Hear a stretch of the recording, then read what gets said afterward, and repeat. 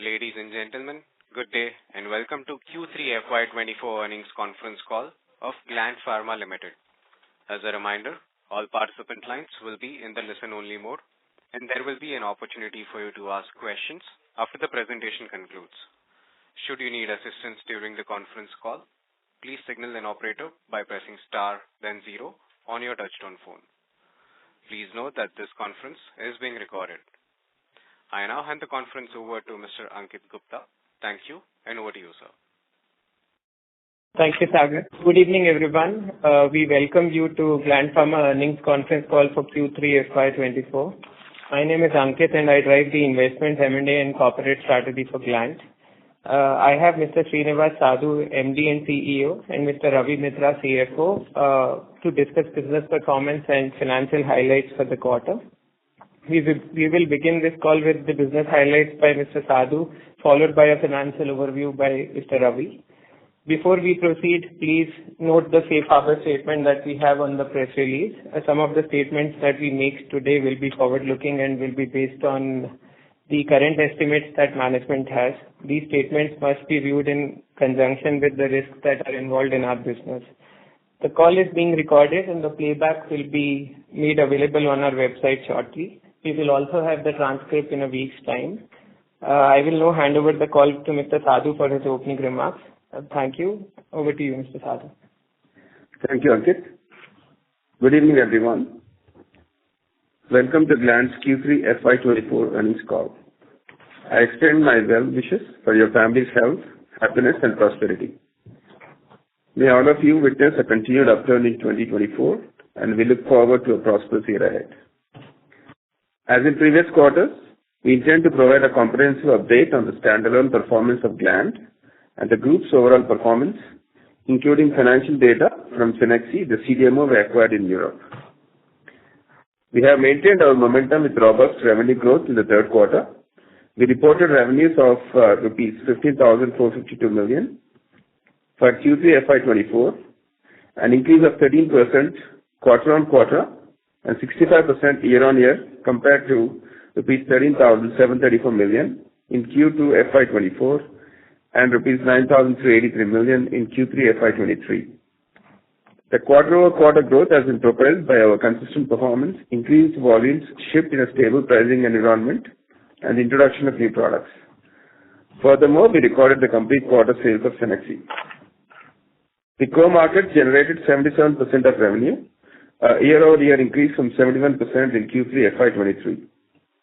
The company's largest market, the United States, witnessed a 12% quarter-over-quarter and 41% year-over-year growth. The company introduced or reintroduced 9 molecules in these markets during the quarter.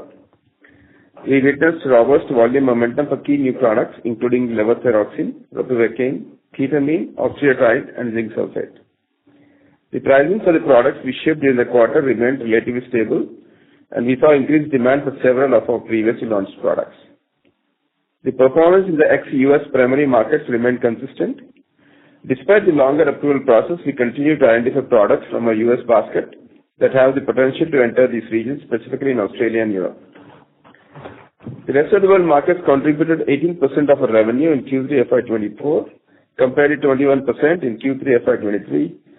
These markets reported a 7% quarter-on-quarter increase, largely attributable to Cenexi volumes.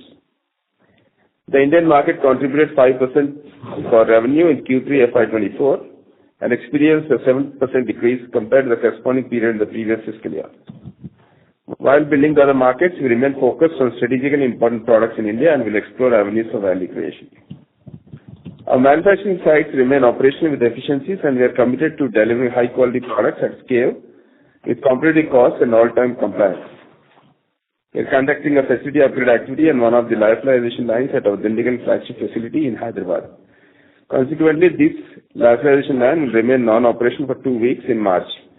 There will be a temporary supply disruption from this line. However, all the facilities' other lines will remain operational. On the R&D front, total R&D expenses for Q3 FY24 were rupees 530 million, or 5% of operating revenue. We filed 10 ANDAs during the quarter and received approval for 3 ANDAs. As of December 31, 2023, Gland and its partners filed 346 ANDAs in the United States, of which 279 were approved and 67 pending approval. The company has 1659 product registrations worldwide. Discussing consolidated profitability and EBITDA margin, we reported an absolute EBITDA of rupees 3,557 million and a net profit of rupees 1,919 million for Q3 FY24.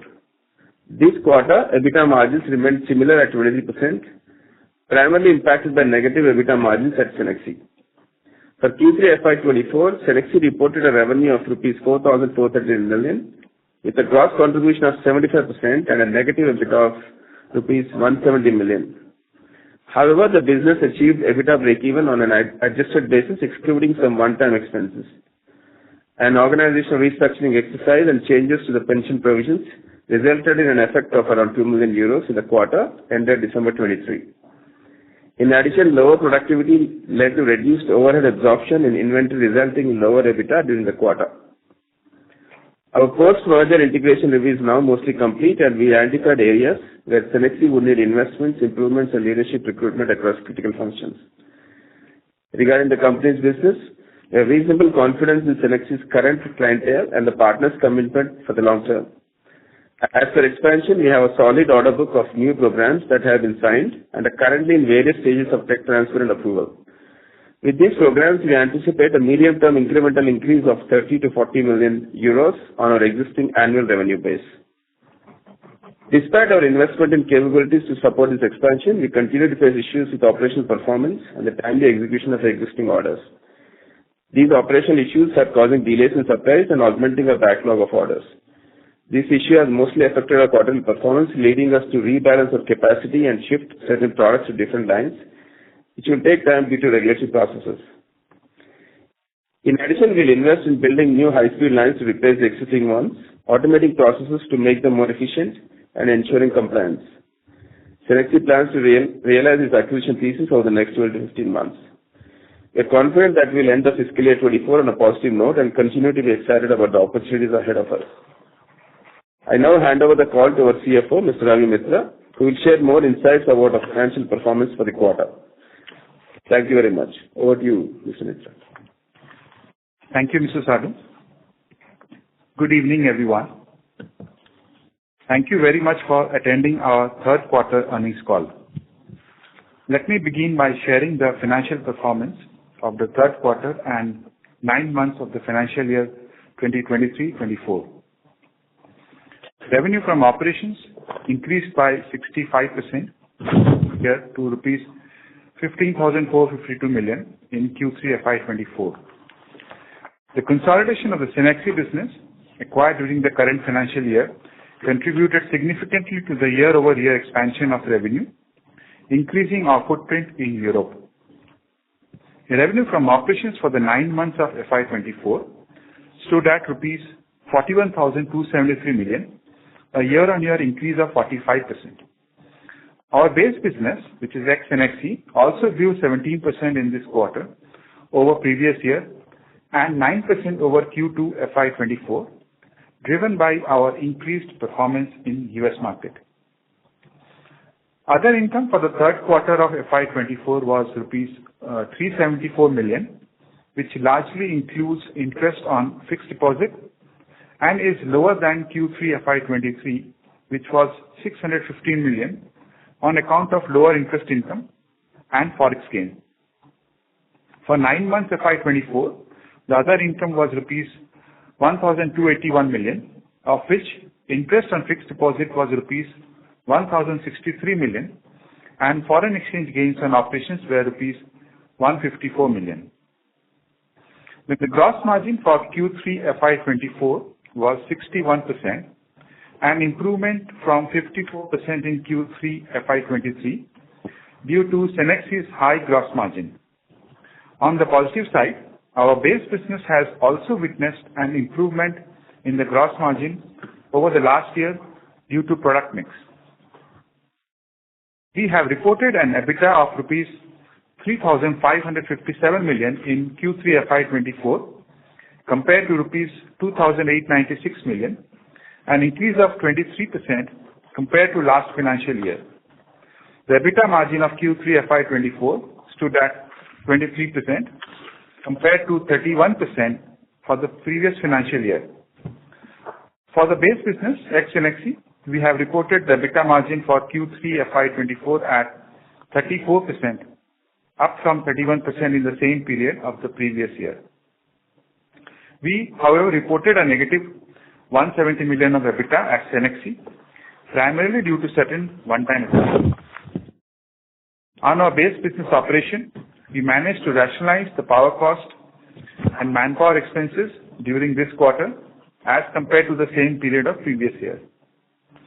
The EBITDA for the 9 months ended December 2023 was rupees 9,744 million compared to rupees 8,563 million for the same period last year, an increase of 14%.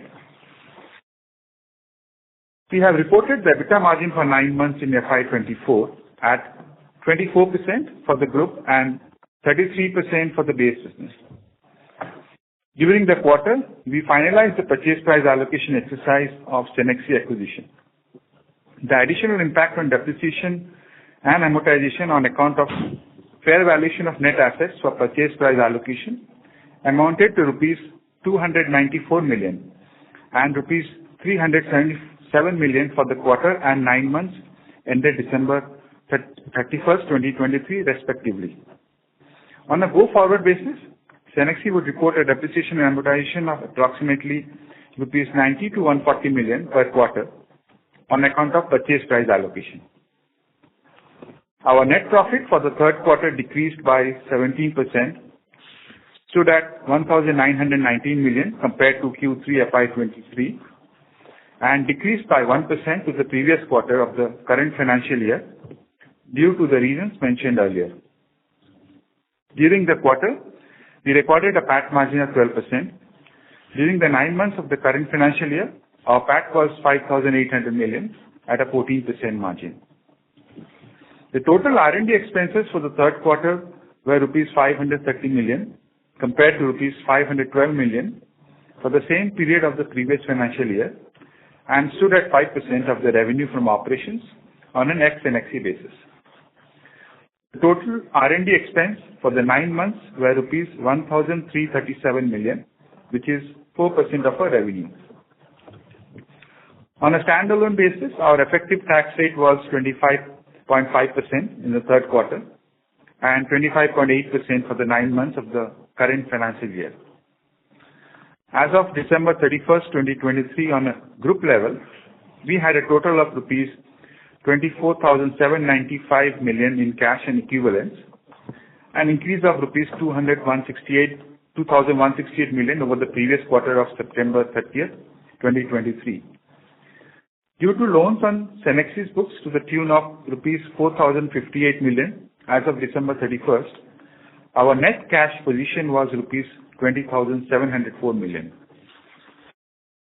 Cash flow from operations during the 9 months was rupees 6,228 million.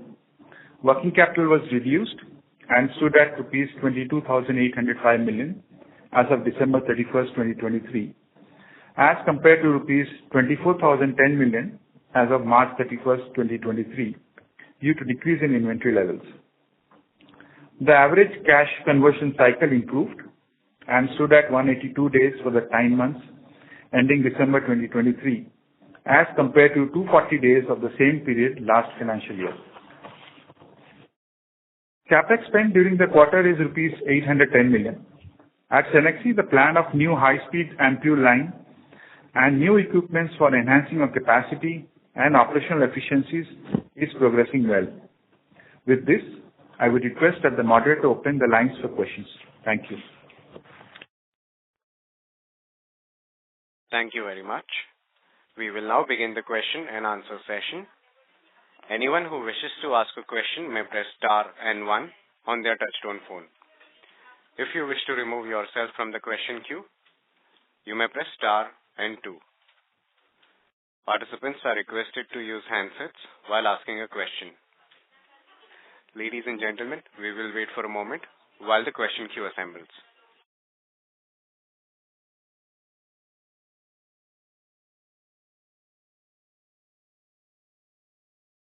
The first question is from the line of Shyam Srinivasan from Goldman Sachs. Please go ahead. Yeah, good evening, and thank you for taking my question. Just the first one is on the U.S. market and the sustainability of the revenue run rate, right? So we have done about 8.2 billion for the quarter. So just want to understand what's driving that. I think your commentary talks about stable pricing environment. So is it largely driven by volumes, and are we in a position to sustain this quarterly run rate? Yeah, the market looks actually positive. The growth came from volumes by 8%, and another 3% came from the new launches.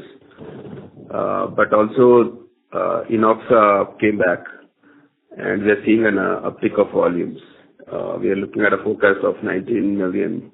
I think last call we said about 16-17 million. I think we are seeing a higher demand from that market.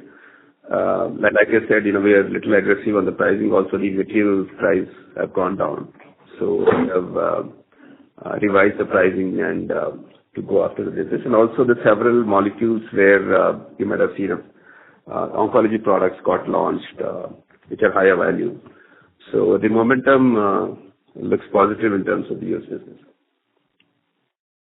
Mr. Sadhu, are you any kind of a guidance for how we should look at Q4 at this point of time, or do we think we can sustain this over 8 billion odd number? The steady growth will, at least in the near term, we are seeing steady growth will continue. You broke down the 14% QOQ growth for the quarter as 8 of volume and 3 of new products, right? So that still leaves another 3 percentage points, which would be the enoxaparin. Is that how you're breaking it down? That's, we also have the other income, right? Milestone and the profit share portion of it. If you could quantify that, please. Sorry, yeah.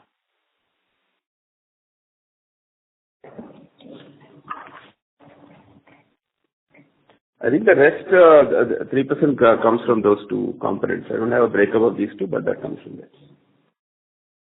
Okay, understood. Just the second question is on Cenexi, and I'll pause after that. Is on, we have looked at this asset for close to, at least coming to a year now. And, there is some restructuring that we have done. You're talking about additional investments. When we made this acquisition last year, it was a 10% EBITDA margin business.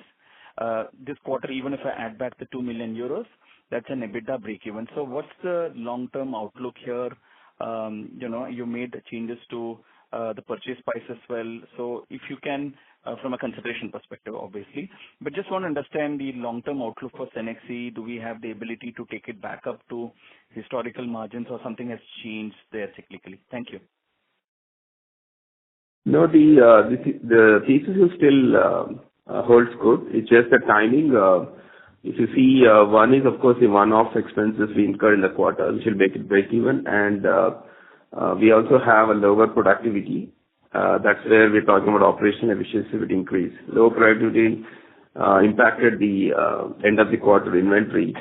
It's a 75% margin asset.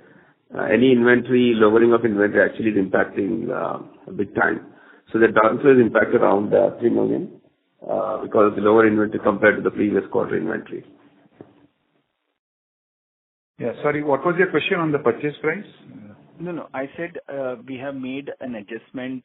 We have got the right numbers, right? I believe so far we have made an estimate. This is the right number for because the DNA has changed, right? So I just want to understand from a long-term outlook, where are the margins likely to settle for Cenexi?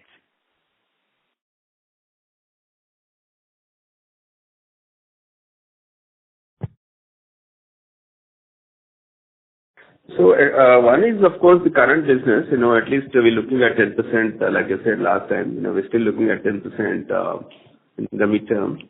And then we have projects which are getting tech transferred. That will add revenue of 30-40 million. Most of it should, trickle down to the EBITDA level because we see a break-even point for this asset around 190 million, 190-200 million. Anything above that should, positively impact the profitability. Got it. Thank you and all the best. Thank you. Thank you. The next question is from the line of Neha Manpuria from Bank of America. Please go ahead. Yeah, thanks for taking my question. So again, on the Cenexi piece, the revenue rate, we're obviously tracking much better than... Sorry to interrupt. Ms. Manpuria, your line was cracking in between, so could you please repeat the question once again? Is it better? Yeah.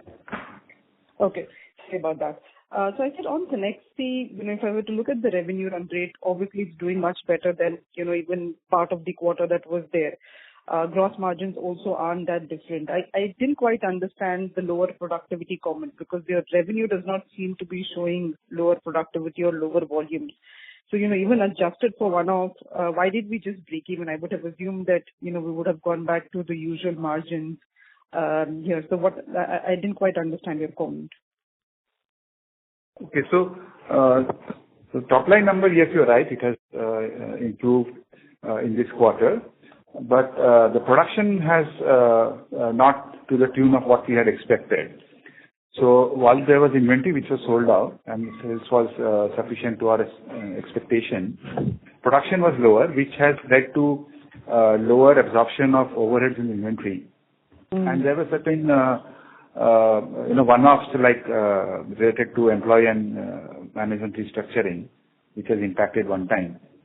So that is the reason why this is a bit 170 million negative this quarter. And Sadhu sir, you also mentioned something about operational issues and executing order leading to delay in sort of realizing revenue. So does this mean the 30 to 50 million incremental revenue that you talked about could come in much later? I mean, when should we start assuming this, in incremental revenue flowing through? And what did you mean by operational issues? Is this the same thing that you're talking about, that there was lower production? Yeah, so the 30-40 million, you see only in the FY25, FY26 next year. What I'm saying, the operational efficiency is the current, one of the facilities are, I would say, capacity-wise, it's chock-a-block. And we are not able to deliver because of the poor OTIF. The lines are old and we want to change those lines. Unless we substitute with a fast line, it's very difficult to get to those numbers what we talked about. And for that, we need to sometime, maybe next few months, we take a call of taking a shutdown and then implement this because long term, this is what we want to do. That's why we said it's a near-term pain, but the business is very strong. The order book is very strong, and the transfer projects what they're handling are very strong. So it's just the timing and how to streamline the operations is a challenge in the near term because any movement of products from one line to another requires some regulatory approvals.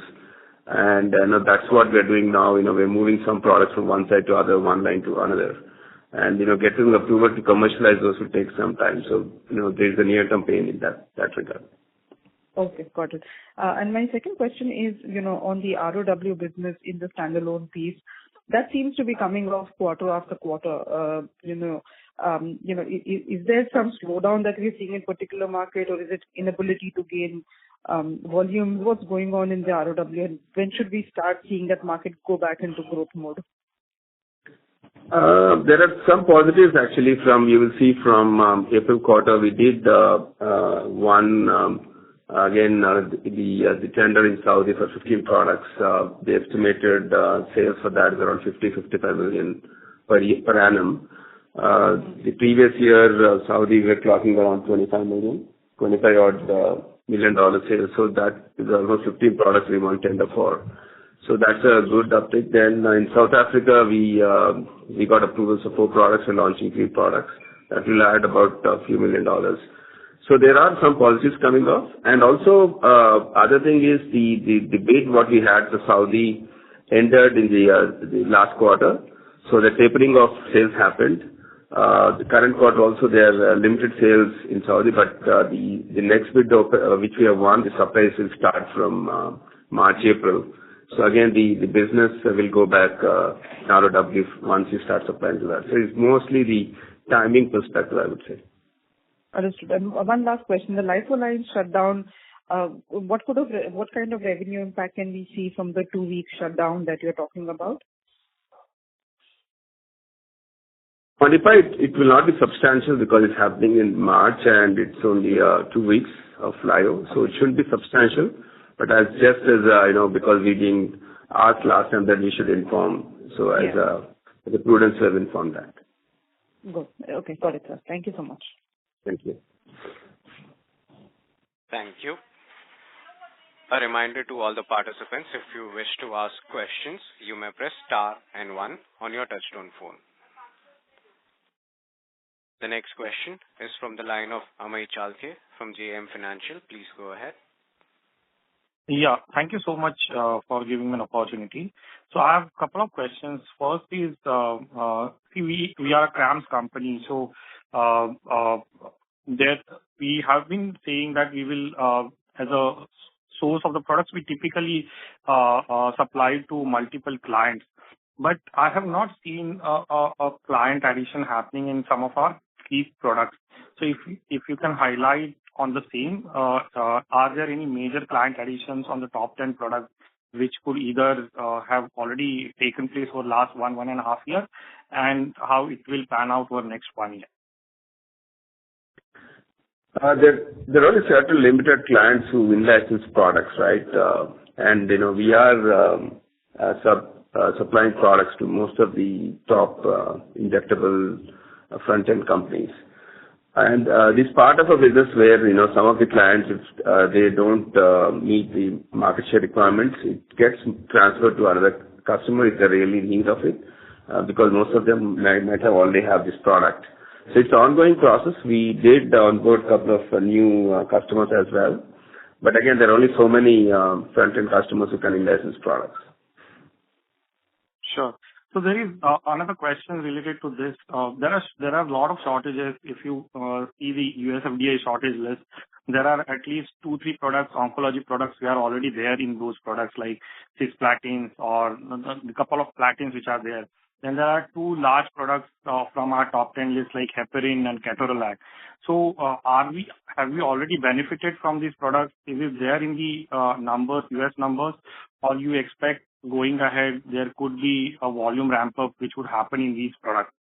Or is there any chance of client addition in these kind of products where there is a shortage, where we have the capacity but another competitor may not be having it? So, to be product specific, like ketorolac, it's always been under shortage. So we've been having a larger market share for this product for a long time. For cisplatin, carboplatin, we launched 2 quarters ago. And we have, for carbo at least, we have 55% of market share. And so we have a consistent supply for that. So on an annual basis, I think the sales have, I would say, it started from last 2 quarters. So it will be increased on if you look at an annual basis. But they already start supplying and I think most of the shortages are going on, at least for these products, once we have started supplying 2 quarters ago. So you see any benefits coming in because of shortages in the coming year, or you think it is already in the numbers? Well, it's always, right? If last 10, 15 years, if you see, always there's some products which are always coming in the shortage list because of regulatory issues. So that's part of the injectable business, and that's why so much importance and quality of sites is important, and we pay so much attention to it. Sure.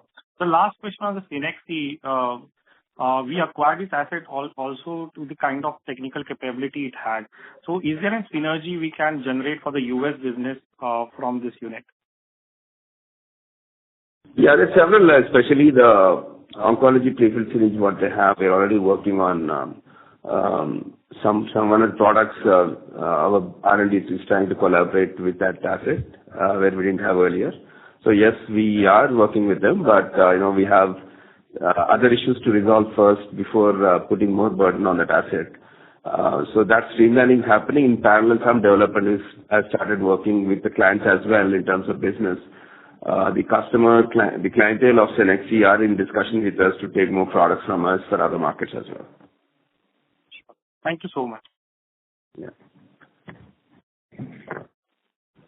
Thank you. The next question is from the line of Chintan Sheth from Girik Capital. Please go ahead. Thank you for the opportunity. Hope I'm audible. Couple of questions again on Cenexi. If you elaborated that inventory related, issue resulted into losses over there, apart from the one-off part. But if you look at the gross margin profile, sequentially, it has just contracted only 200 basis points from 77 to 75. Does that actually translate into such large under absorption of profits or under absorption of costs? Yeah. So what happens is that because it's a high margin product, and largely the overheads, which is expenses and salary and power, etc., is loaded. So that is coming in the individual line item below gross margin, but not loaded on inventory. So that is what has happened. Okay. And if the production would have been higher, in line with what the sale has happened, and which will the next few quarters it will come back. So then with the higher production, you have more overhead expenses, which is transferred from the expense to inventory. Okay, but the production loss of this quarter will also have some impact or element of reduced revenue in the upcoming quarter in 4Q. That will be the right assessment. The pain will continue for another quarter. Seems so. It all depends on how soon can we make it more efficient to produce more. And it won't happen in the quarter, right? Correct. So the pain will continue, but how much we can reduce, that's what we have to say. At least the one-off items will be gone, and maybe if you can increase certain inventory levels, then at least we will get into a positive EBITDA. Okay, got it. And in the India business, obviously the revenue generate the US revenue is coming back pretty decently, and that is also helping us to improve our margin profile. You mentioned on the comment that the growth will sustain given the current outlook or what we are seeing right now. Does it also have an element, to further improve our gross margin profile? It has, given the scale is coming back, and we will have some operating leverage, which we faced in the past year, will start to recoup again once the scale up happens quicker than the previous quarter. Correct. So once the volumes start increasing, that's what we're seeing from last few quarters. So we started selling more units, and absorption is more. So your margin is improving. So the idea is one is of how to reduce costs. Mm-hmm. And how to improve profitability by making more volumes. That's been that's where we are putting more efforts on. With Cenexi, the issue of revenue is not there. Now the whole focus is on how to reduce costs and be more competitive and also increase the margins. And lastly, on the capex outlook for this year and next, especially for the Cenexi part, would be helpful. Okay, so Cenexi, we are currently framing the capex plan for this year and next year.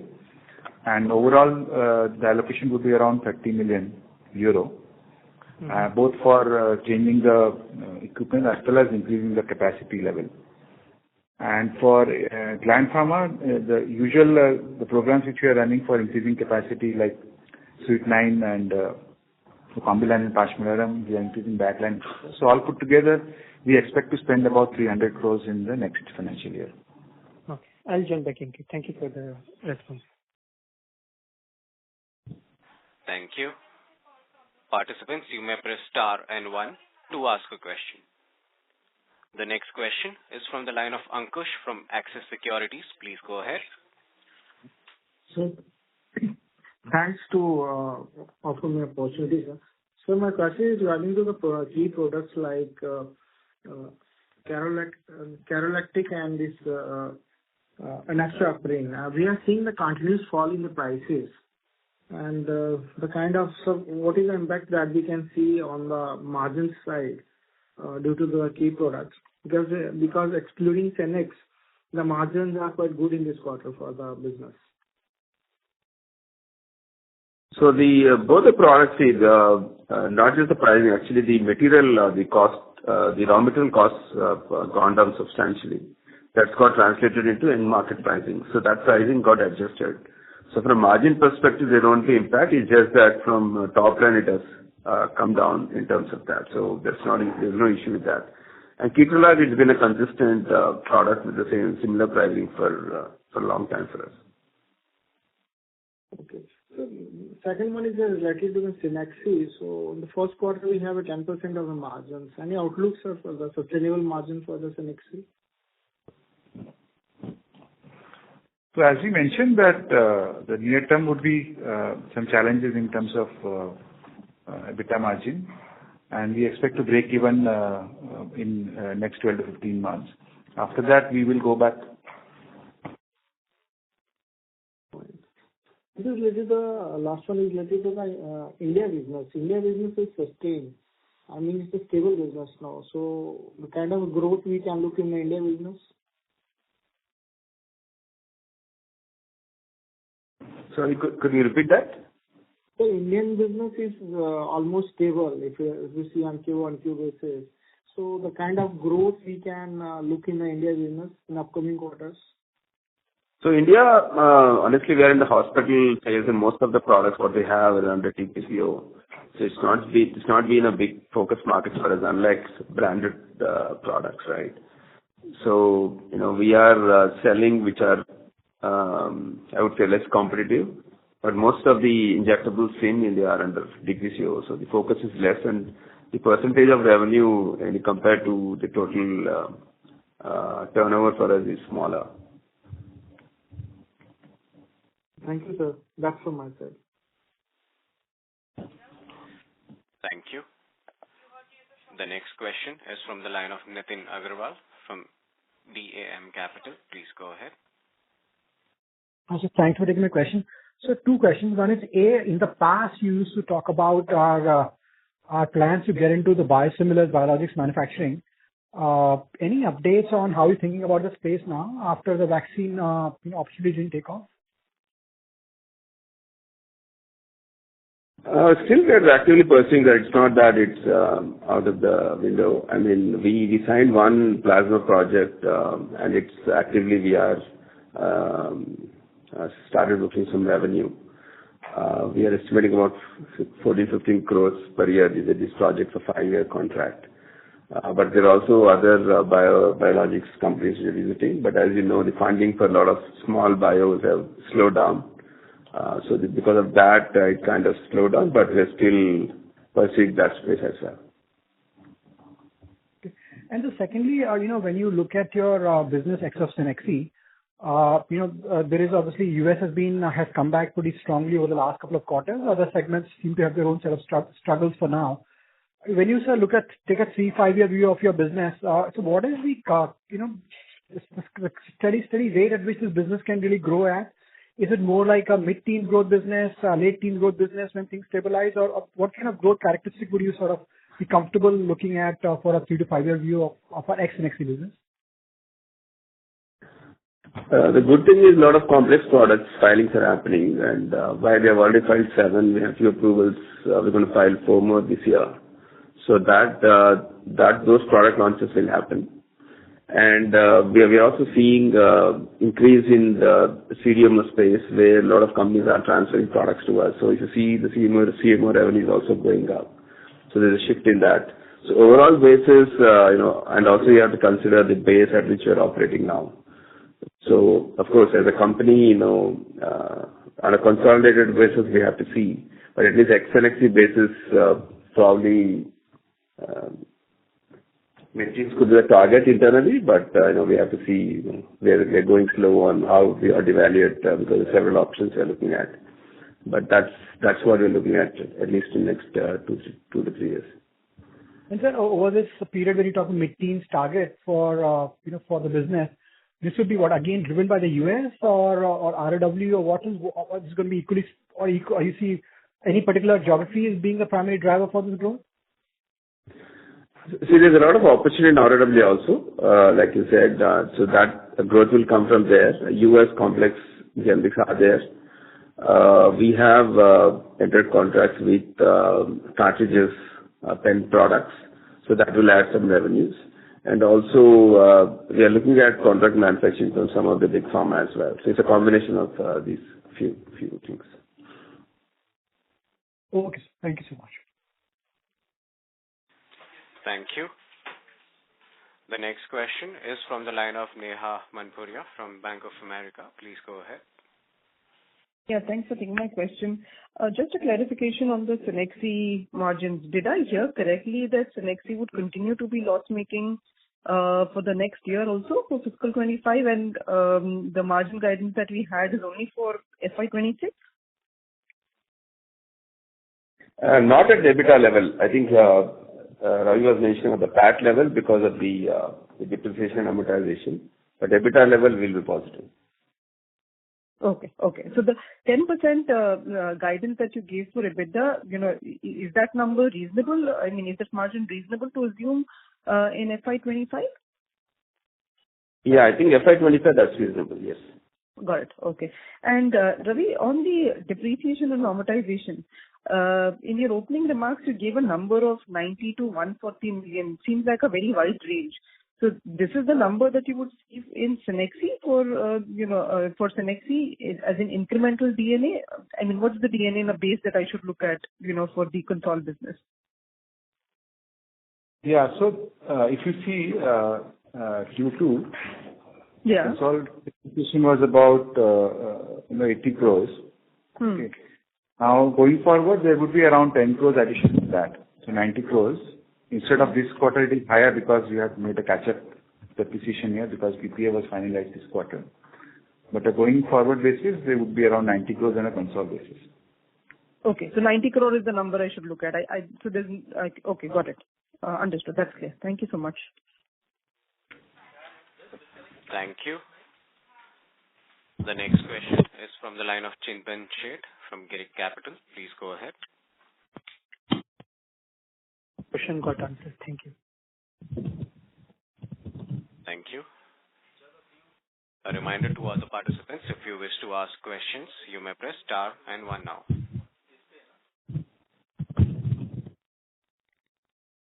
As there are no further questions from the participants, I would now like to hand the conference over to Mr. Ankit Gupta for closing comments. Thank you everyone for joining us today. We appreciate your participation. If there are some questions which are still unanswered, you can reach out to us anytime and we'll be happy to address the same. Looking forward to connect with you the next quarter and also in case there are more questions. Thank you.